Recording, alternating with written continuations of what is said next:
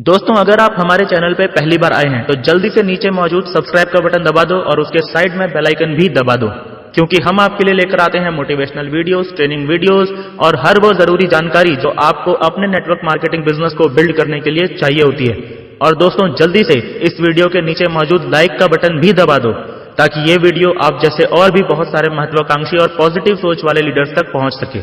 तो चलिए वीडियो शुरू करते हैं।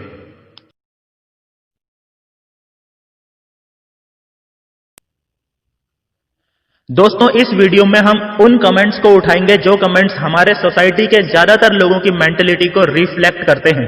यानी कि नेटवर्क मार्केटिंग को लेकर ज्यादातर लोगों की क्या थिंकिंग है, ज्यादातर लोगों के क्या डाउट्स हैं, इन सारी बातों को हम इस वीडियो में कवर करने की कोशिश करेंगे।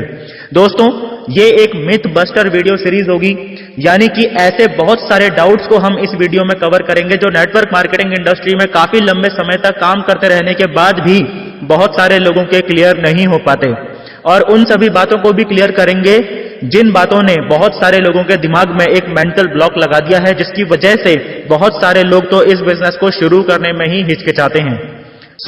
सबसे पहला कमेंट जो हम यहां पर लेने वाले हैं वो कमेंट है मिस्टर हरिहर दास जी का। मिस्टर हरिहर दास जी लिखते हैं, जो लोग कई साल पहले ज्वाइन हो चुके थे उन्हीं को फायदा मिल रहा है आज MLM का। सब ट्राई कर लिया। सबसे पहले तो मैं क्लियर करना चाहूंगा कि ये MLM एक बिजनेस है, यहां काम किया जाता है, ट्राई नहीं किया जाता है। ट्राई करने के लिए ये कोई लॉटरी सिस्टम थोड़ी ना है, जहां आपने कोई लॉटरी का टिकट परचेज कर लिया था, बाद में आपकी लॉटरी नहीं लगी तो आप बोलने लगे कि यार ट्राई तो मैंने भी किया था, लॉटरी का टिकट तो मैंने भी लिया था, मेरी तो लगी नहीं, टिकट के पैसे भी चले गए। यहां काम करने का पैसा मिलता है। सिर्फ मीटिंग अटेंड कर लेना, ट्रेनिंग अटेंड कर लेना, 2-4 ट्रेनिंग वीडियोस देख लेना, सिर्फ इतना कर लेने से ही आप यहां पर करोड़पति नहीं बन जाओगे।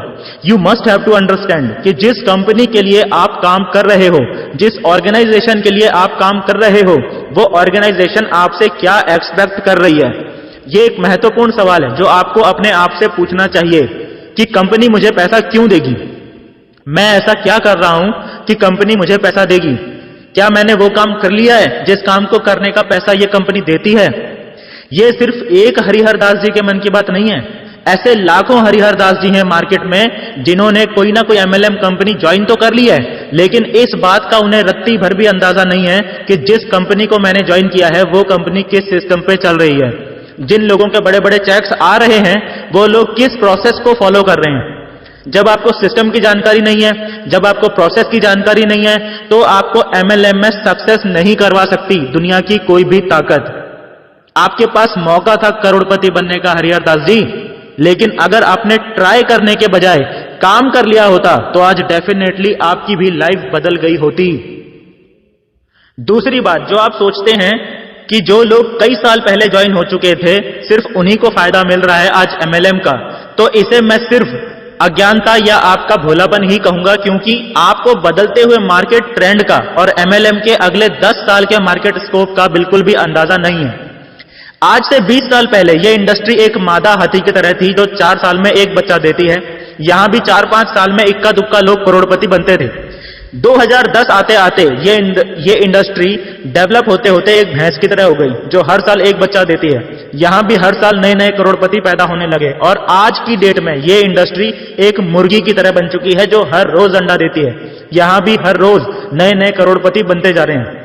लेकिन अगले 10 साल के स्कोप की अगर मैं बात करूं तो ये इंडस्ट्री एक पोल्ट्री फार्म बनने वाली है जहां डेली हजारों अंडे निकलते हैं। वैसे ही जल्द ही इस इंडस्ट्री में भी हर रोज हजारों नए नए करोड़पति बनने लगेंगे, और उनमें से अधिकतर लोग वो होंगे जो अब इस बिजनेस को ज्वाइन करेंगे। यानी कि MLM बिजनेस उन लोगों के लिए तो फायदेमंद था ही जिन्होंने कई साल पहले इस बिजनेस को ज्वाइन कर लिया था, लेकिन ये MLM उन लोगों के लिए ज्यादा फायदेमंद है जो अब इस बिजनेस को ज्वाइन कर रहे हैं। तब रास्ता बनाने की जरूरत थी, इसलिए टाइम और एफर्ट ज्यादा लग रहा था, लेकिन अब तो रास्ता बन चुका है। गवर्नमेंट रूल्स, रेगुलेशंस और स्टैंडर्ड्स सेट हो चुके हैं। सिर्फ उस रास्ते पर पूरी ताकत और ईमानदारी से चलने की जरूरत है। उम्मीद करता हूं आपको मेरा रिप्लाई मिल गया होगा। चलते हैं नेक्स्ट कमेंट की ओर। उससे पहले दोस्तों, अगर आपने अभी तक लाइक का बटन इस वीडियो में नहीं दबाया है तो जल्दी से दबा दो। दूसरा कमेंट हम यहां पर ले रहे हैं मिस्टर संजय जी का। मिस्टर संजय जी लिखते हैं, इंडिया में फ्रॉड कंपनीज ज्यादा हैं जो लोगों को लूटने का काम करती हैं। देखिए, यहां पर मैं जो बोलने जा रहा हूं उसे जरा ध्यान से समझिएगा। फ्रॉड कंपनीज ज्यादा हैं इस बात से कोई मतलब नहीं है। एक्चुअल में अगर फ्रॉड कंपनीज ज्यादा होती तो यह अच्छा ही होता, क्योंकि ऐसे में लोग और सरकार इन्हें आसानी से पहचान जाते, क्योंकि जो चीज ज्यादा होती है और बार बार होती है वो सबकी नजर में आ जाती है, पकड़ में आ जाती है और लोग उसे पहचान जाते हैं। देखिए, कंपनीज ज्यादा नहीं है और उनका जो वर्क पैटर्न है वो भी एक दूसरे से ज्यादा अलग नहीं है, लेकिन बहुत सारे लोग लूटते इसलिए हैं क्योंकि हमारे देश में दो कैटेगरी के लोग बहुत ज्यादा हैं। पहले तो वो लोग जो बिल्कुल भोले भाले हैं, किसी पे भी आसानी से भरोसा कर लेते हैं, कंपनी के बैकग्राउंड की कभी जांच पड़ताल नहीं करते और मार्केट की बिल्कुल भी समझ या जानकारी नहीं रखते। दूसरे वो लोग हैं जो पैसा कमाना तो चाहते हैं लेकिन मेहनत नहीं करना चाहते। ऐसे लोग शॉर्टकट्स ढूंढते रहते हैं। इनका दिमाग इसी बात पे घूमता रहता है कि बिना काम किए पैसा कहां से आएगा, मतलब फ्री का चंदन घिस मेरे नंदन की इनकी पॉलिसी होती है। तो इन लोगों के पास कुछ ज्यादा ही ज्ञान इकट्ठा हो जाता है। आप इन्हें अति ज्ञानी कह सकते हैं, इंग्लिश में ओवर स्मार्ट वर्ड यूज कर सकते हैं। ये प्रजाति फ्री और बिना काम किए इन दो शब्दों की तरफ तेजी से आकर्षित होती है। ये दो कैटेगरी के लोग ही हर फ्रॉड कंपनी का टारगेट बनते हैं। देखिए संजय जी, इसमें कुछ दोष हमारा भी है। हम जब भी कोई बुरी या बेकार वीडियो देखते हैं तो उसे शेयर कर देते हैं, लेकिन जब हम नॉलेजफुल वीडियो देखते हैं तो उसे शेयर नहीं करते। अगर आप सब एमएलएम के लीडर्स सही नॉलेज लोगों तक नहीं पहुंचाएंगे तो लोग इसी तरह आगे भी बेवकूफ बनते रहेंगे और एमएलएम बिजनेस बेकार में बदनाम होता रहेगा। कोई और करेगा ऐसा सोचने से अच्छा है खुद ही ये वीडियो शेयर करना शुरू कर दो। बढ़ते हैं तीसरे कमेंट की ओर। तीसरा कमेंट हमने यहां पर लिया है मिस्टर विकास जी का। विकास जी का कहना है, लालच बुरी बला है। अब लालच की प्रॉपर डेफिनेशन मुझे नहीं पता थी तो मैंने गूगल में सर्च किया, तो जो डेफिनेशन मुझे गूगल में मिली वो डेफिनेशन एज इट इज मैं आपके सामने रख रहा हूं। विकास जी आप भी देखिएगा। इस डेफिनेशन के अनुसार कोई चीज पाने या लेने के लिए मन में होने वाली ऐसी अत्यधिक चाह जो अनुचित या अशोभन होने के कारण सहसा औरों पर प्रकट ना की जा सकती हो, उसे लालच कहते हैं। मतलब ऐसी चाह जो अनुचित है और अशोभनीय है। अशोभनीय मतलब बुरी। यानी कि विकास जी, किसी चीज को चाहना लालच नहीं होता, ज्यादा पैसा चाहना लालच नहीं होता, अनुचित और बुरे रास्ते पे चल के ज्यादा पैसा चाहना लालच होता है।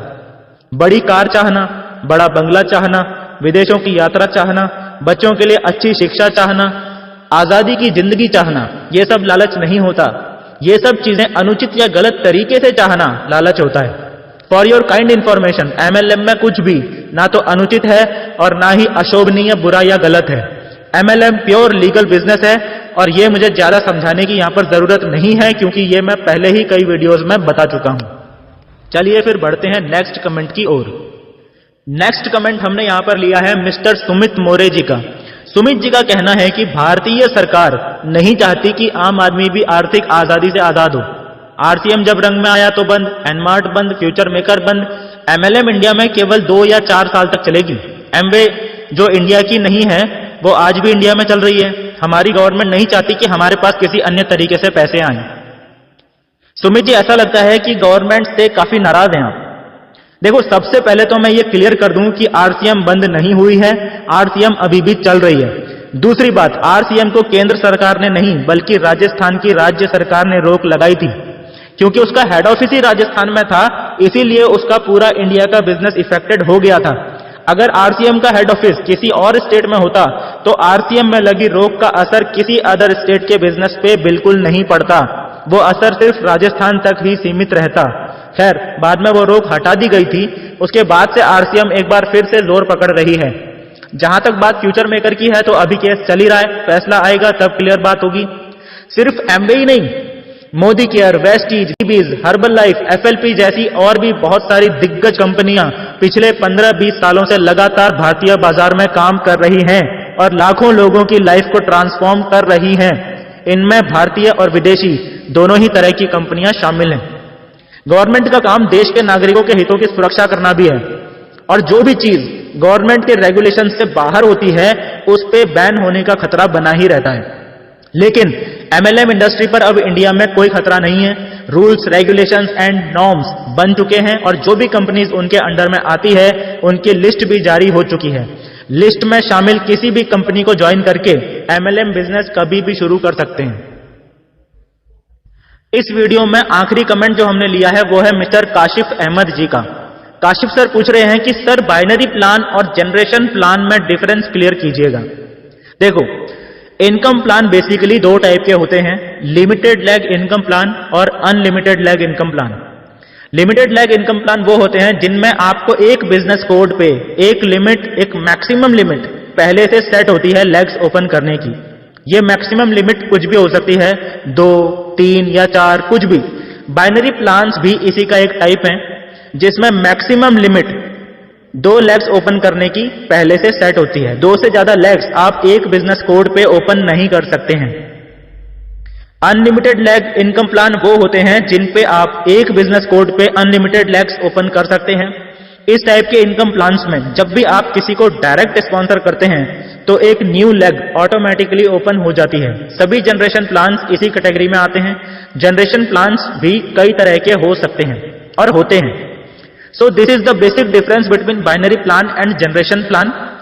और भी बहुत सारे इनके बीच में डिफरेंसेस हैं। एक्चुअली ये अपने आप में एक बहुत बड़ा टॉपिक है जिसपे अगर आप लोग कमेंट करके डिमांड करेंगे तो बाद में एक सेपरेट वीडियो इस पे जरूर हम बना देंगे। सो ये थे दोस्तों 5 ऐसे कमेंट्स जिनका हमने आज रिप्लाई किया। आगे भी अगर आप ऐसी ही वीडियोस देखना चाहते हैं तो जल्दी से कमेंट बॉक्स में यस टाइप कर दीजिए। और हाँ, इस वीडियो को शेयर करना बिल्कुल मत भूलना। Thank you and wish you all the best.